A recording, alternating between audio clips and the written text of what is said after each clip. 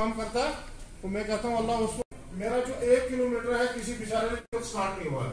तो इसी तरह से सर मैं ये कहूँगा हर तीसरे दिन मेरी पंचायत में होते हैं, लेकिन उसमें मजीद वो सब देने की जरूरत है। जैसे एम के काम कुछ सरपंचों ने यहाँ बानहाल में किए हैं, जब सर कि जो पहले भी हमने बहुत सारे जहाँ पर हेल्थ के रिलेटेड मसले हैं,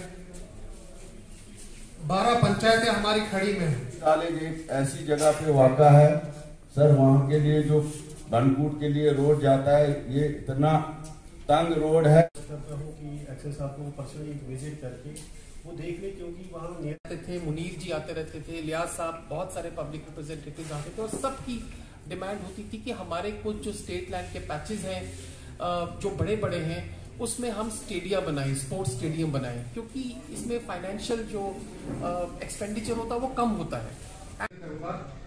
आप जितनी भी सर्विसेज गवर्नमेंट की है वो सारी ऑनलाइन मोड में, ऑफलाइन मोड में आपको कुछ भी नहीं मिलेगा।